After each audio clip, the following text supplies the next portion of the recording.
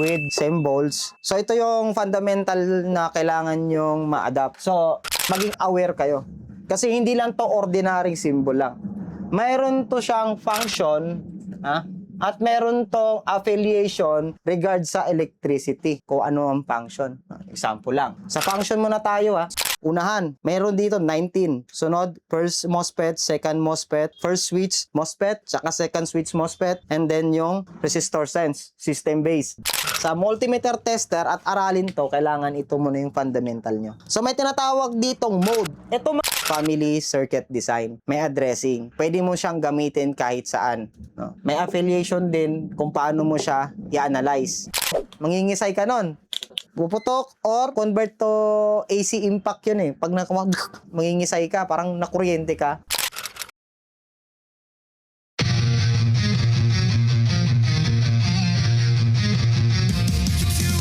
Top repair services PH. First day for seminar or day training, no? Para kay Noy, kay James. So si James, no? Yun nga, yung sinasabi nating, yung sa previous ko na video na sinasabi ko na si Noy ay isi-ship natin siya through laptop repair technician, no? Kasi previously si Noy gumagawa ng aircon technician siya. So ngayon, subukan natin siyang i-ship sa laptop repair, major electronics, by the book ang basis. So tingnan natin kung reliable. Kung reliable para kay Noy, ibig sabihin reliable para sa iba na matuto. Bali, open yung electronics para sa lahat. Ang kailangan lang dito, i-priority nyo is yung focus nyo at saka pag-iintindi nyo. Syempre, yung comprehension, pagbabasa, pag-analyze. So, kailangan isa puso nyo yun. So, hindi porket na may nabasa lang tayo at nakikita lang natin yung mga voltage, ampere, lahat alam nun. Pero ang tanong, saan siya ina-apply? Ano yung function niya? At saan siya makikita sa circuit board? No? So, dito kay Noy, bumulatin natin siya. No? Ano yung mundo ng electronics? Kasi, most of the time, ang ginagawa ni Noy doon sa kanila ay gumagawa ka ng mga aircon, ano bang yung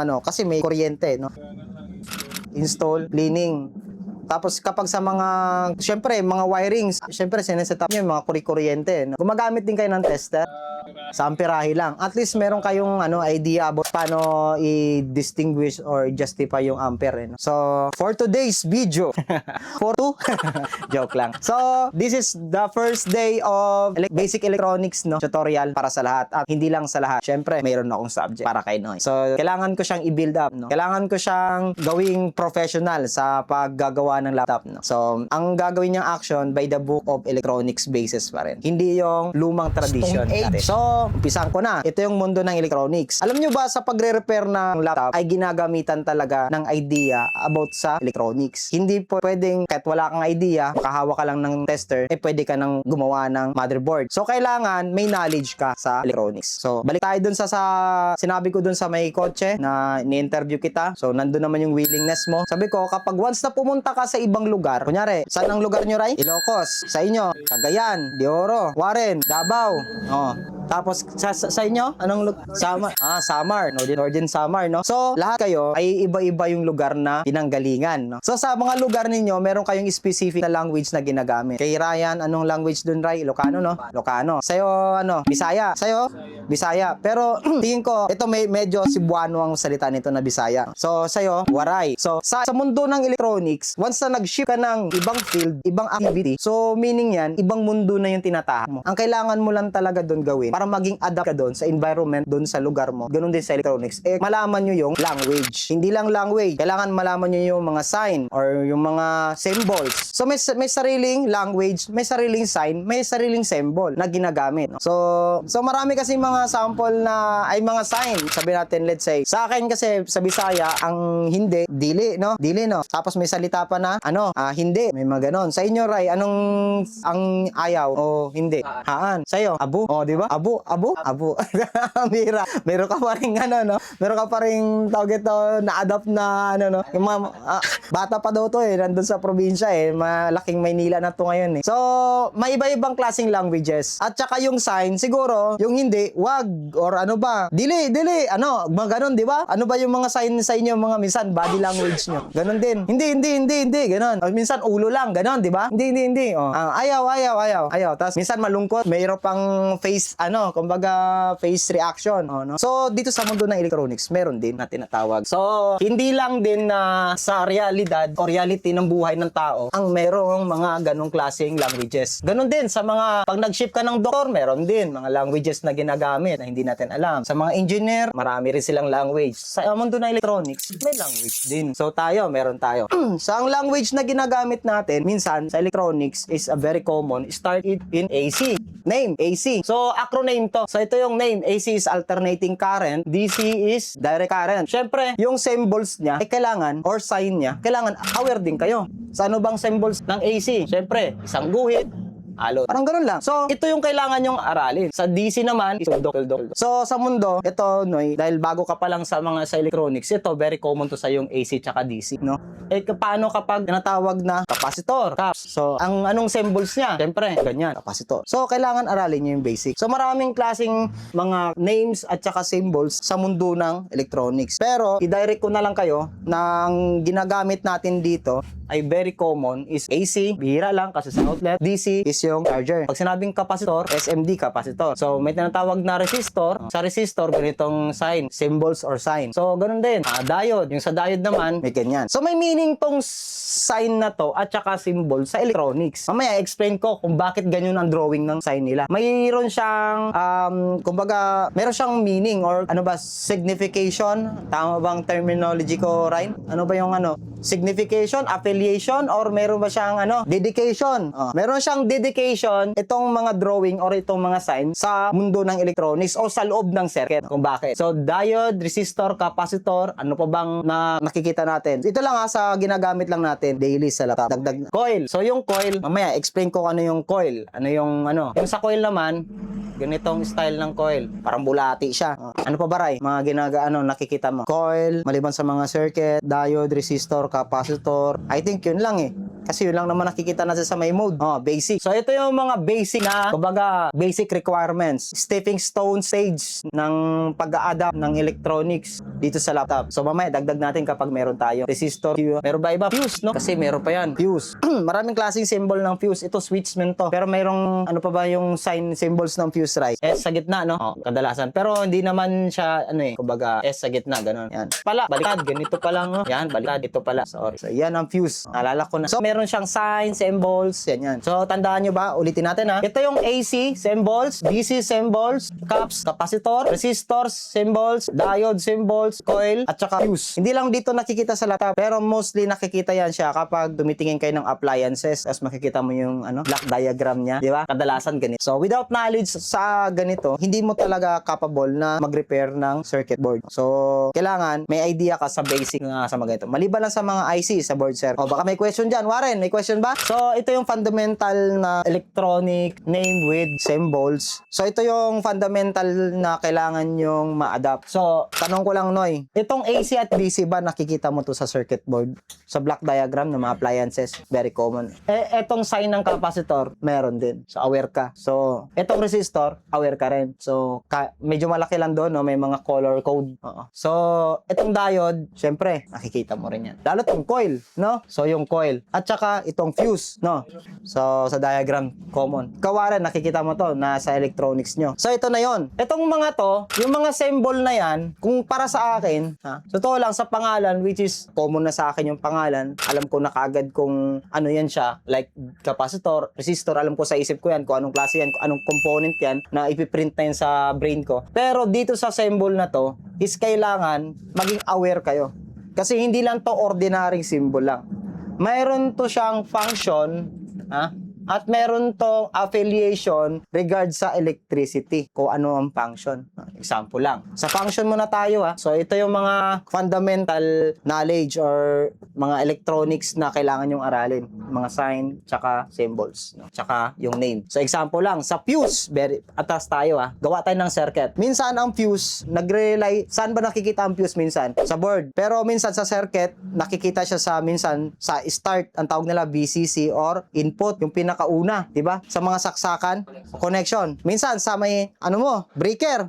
From main breaker 'yan, tapos may tinatawag 'yan siyang ampere. Ampere ba 'yun dun sa may breaker o wattage? Ampere, 'di ba? 40 ampere, 30 ampere, no? 60 ampere. So, ibig sabihin, diyan pa lang sa sa may capacitor, sa outlet or diyan sa may breaker mo, 'di ba? Sa taas may capacitor 'yan sa may main nila, tapos papunta 'yan sa iyo. Tapos pagpunta sa iyo may breaker na. Fuse. So, ibig sabihin nakikita 'yan sa una. Minsan nakikita 'to sa huli. Kasi ang circuit, minsan may control doon sa unahan, may control din sa loob. Tulad sa atin, ilan ang breaker natin? May main tayo sa likod. Tapos ito, nag-additional tayo ng main para sa loob pa. Tapos meron pa sa ilaw. Tsaka meron din sa aircon, 'di ba? Hindi lang siya nakikita sa unahan. Kumbaga sa last part din ng circuit ng board, makikita mo rin siya yung fuse. So ganun din dito sa may motherboard ng laptop. Hindi lang din nakikita yung fuse dito lang sa unahan. Meron dito 19. Sunod, first MOSFET, second MOSFET, first switch MOSFET, saka second switch MOSFET, and then yung resistor sense, system base. Ito yung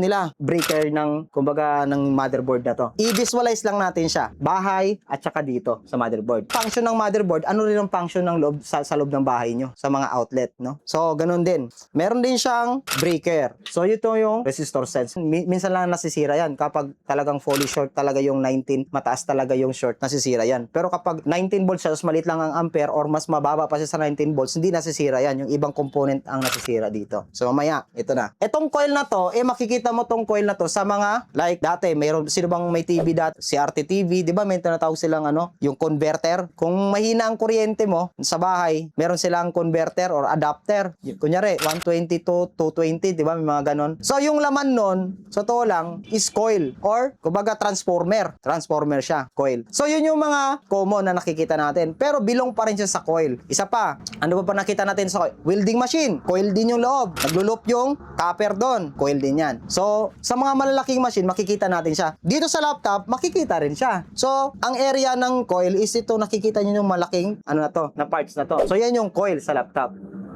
Yan, yung mga coil.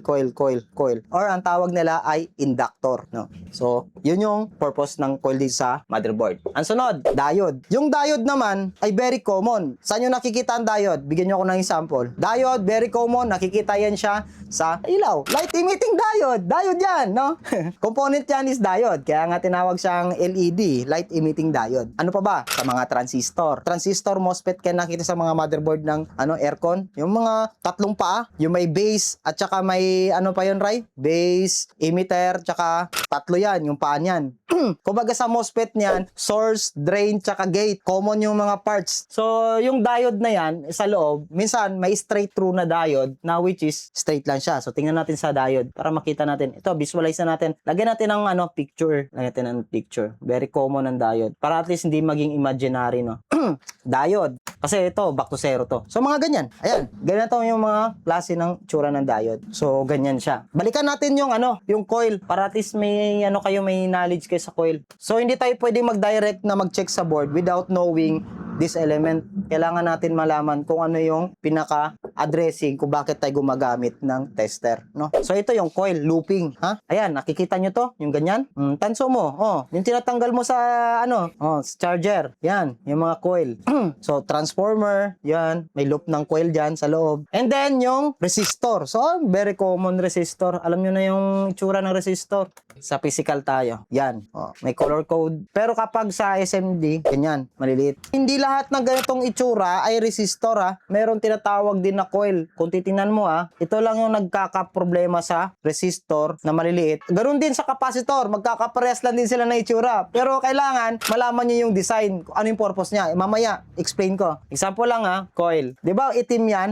Nakikita nyo itim sa resistor. Itim, di ba? May mga value. So, di mo alam kung ano yan. Capacitor o resistor. Pero itim siya. Very common addressing. Color code ng resistor is dark itim. Ito naman tawag nila na non-polar. Kasi pwede mo to baliktarin. Same din dito sa coil. Tingnan mo yung coil. Itim din. Pero Walang coding. Pero madali lang siyang ma-justify kasi wala siyang value. Zero siya. 0 ohms. So, magkapares lang sila kaya kailangan tandaan nyo. Coil din to, white black. Coil din tong ganyan. So, sa laptop nakikita natin is yung coil na ganito, inductor. So, may mga purpose yan sa mamaya sa electronics kung paano natin siya explain. Tapos, ang sunod, capacitor. Ito naman ang capacitor. Malilito kayo kasi may mukha rin siyang coil at saka resistor. Sa SMD Ayan. At saka isa pa, mukha rin siyang diode minsan. Mamaya, tingnan natin yung diode mamaya. So, ito yung capacitor. Ano ko lang, para mas malapit lang. Nag-jump lang kagad ako sa capacitor dahil para malaman nyo na minsan ang kulay niya at saka physical niya ay magkaparehas lang. Pero totoo lang, wala tong kumbaga value pero may capacitance to. So, only capacitance mode lang ang kaya mag-read nito. So, meron tayo dyan. To, capacitor, common to sa laptop, nakikita. Tapos, ito rin. May capacitor din na ganito. Kala mo, pero hindi ata yan. Hindi wala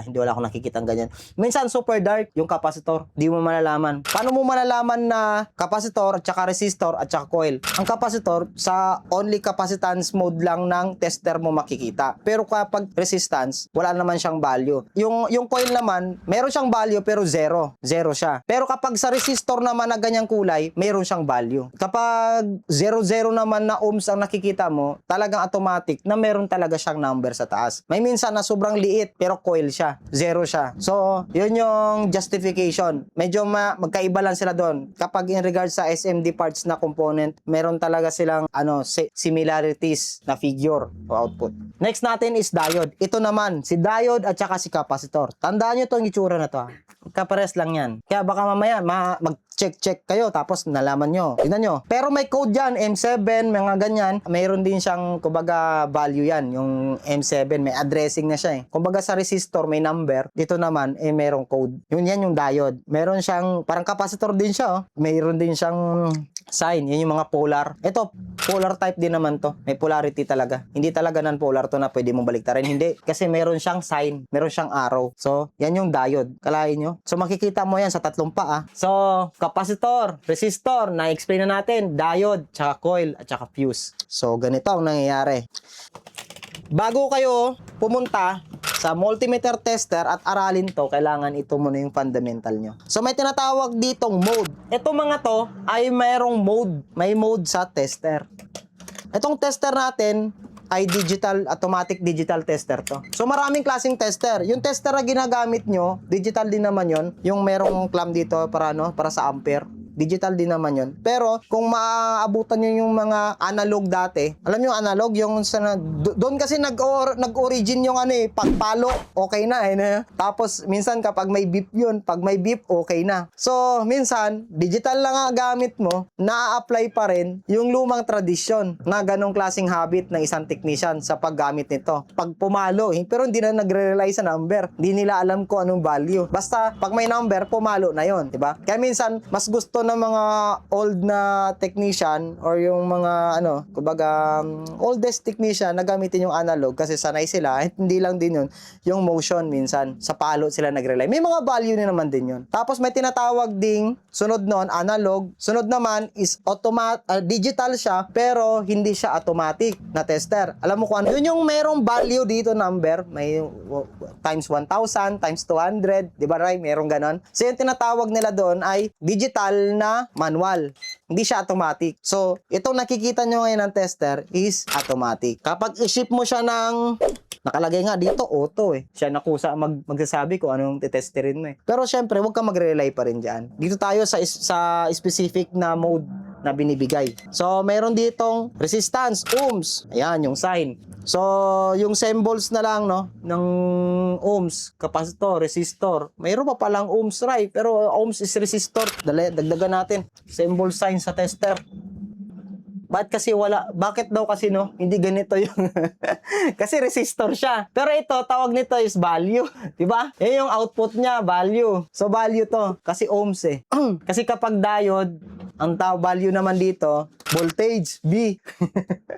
Pero disregards natin yan. Kasi minsan nakakalito siya eh. Kasi kapag nag-detect ka dito ng diode, ayan, pag diode ka dito, V ang nakalagay eh. So voltage yung diode output niya. Totoo naman talaga, kasi voltage naman talaga eh. Pag tester nga ng LED, pag ilaw, pag chinek mo nga to, lumalabas yung voltage dito, maliit nga lang. Hindi siya 3 volts. Siyempre, mga 1 volt lang siya. Kasi voltage naman talaga yung yung diode. Kasi basta mamaya explain ko. So diode is voltage. Ayan. Sa pag-coil naman, sa to lang wala. Ang pag-checking nito is resistance. Ito resistance din yung fuse. So baguhin lang natin ha. Dinagdag ko lang tong ohms kasi ito yung nakikita natin dito sa multimeter tester. So ang unang function ko dito, so ito yung una, voltage, nakita nyo dyan? V stand for voltage, V.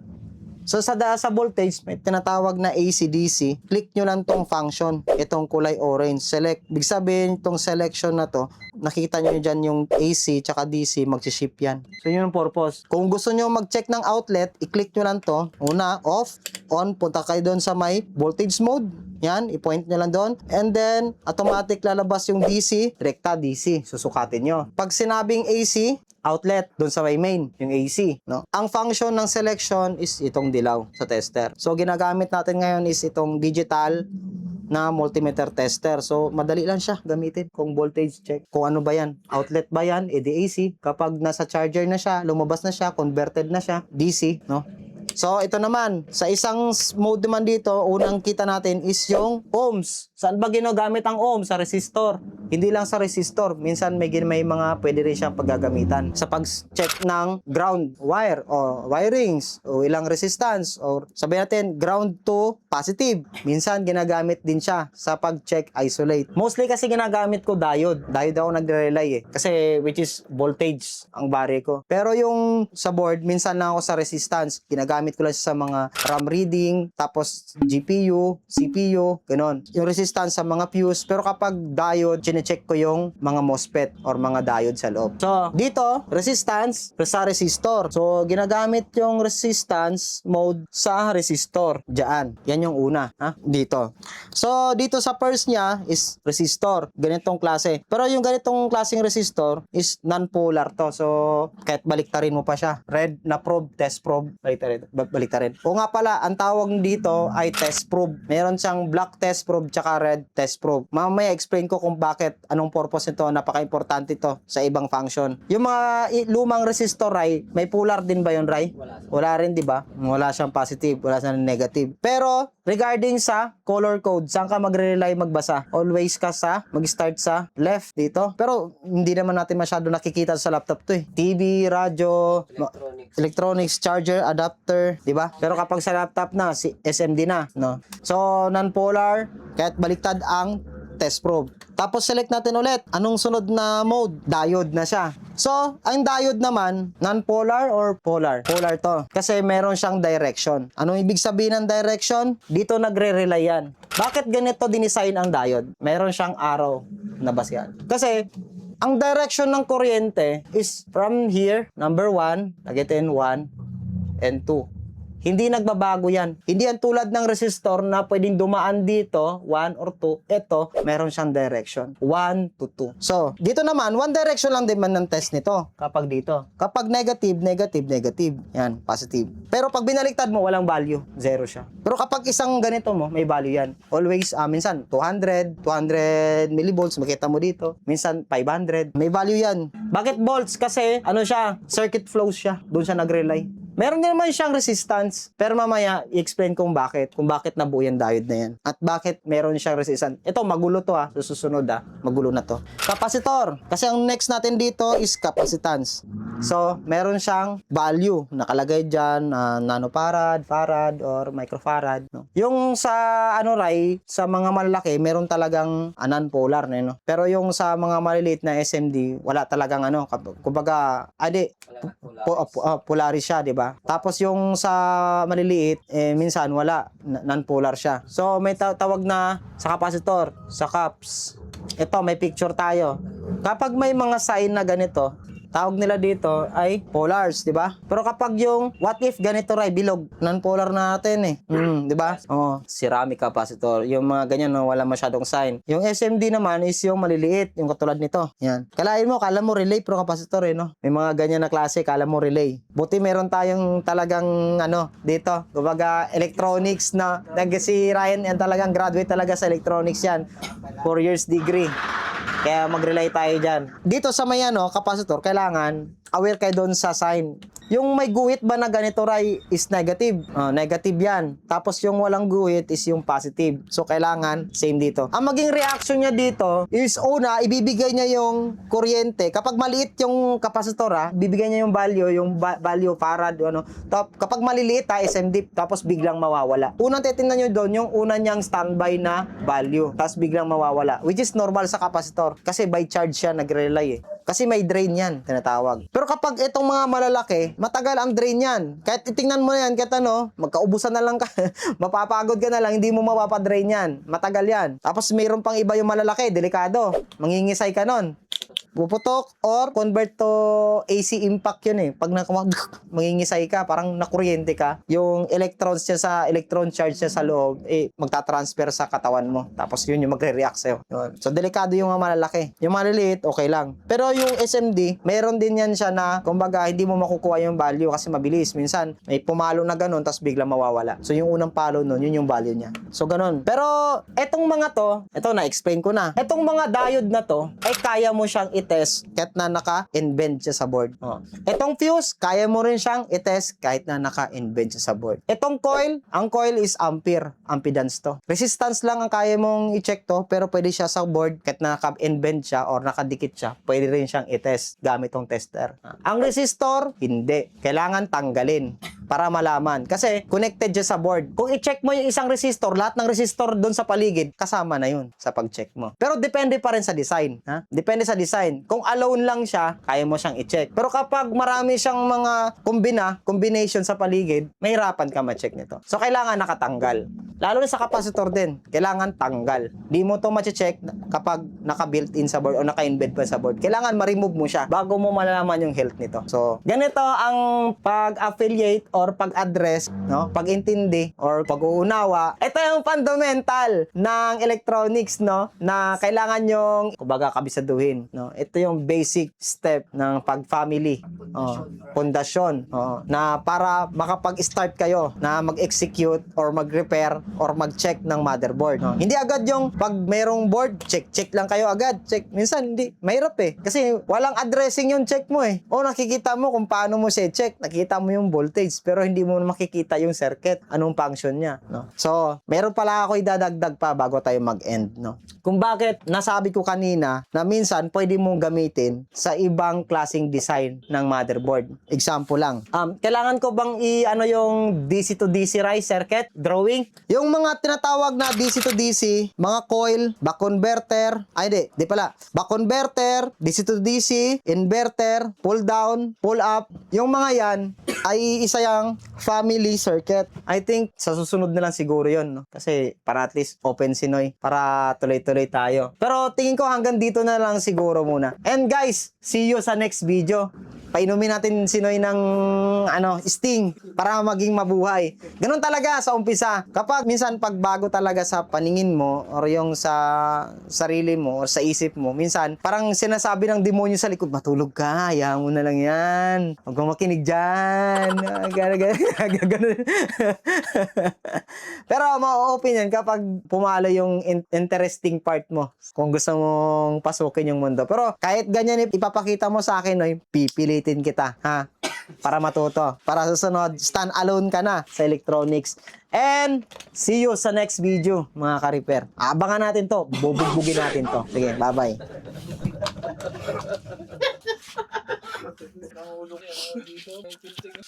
Full memory.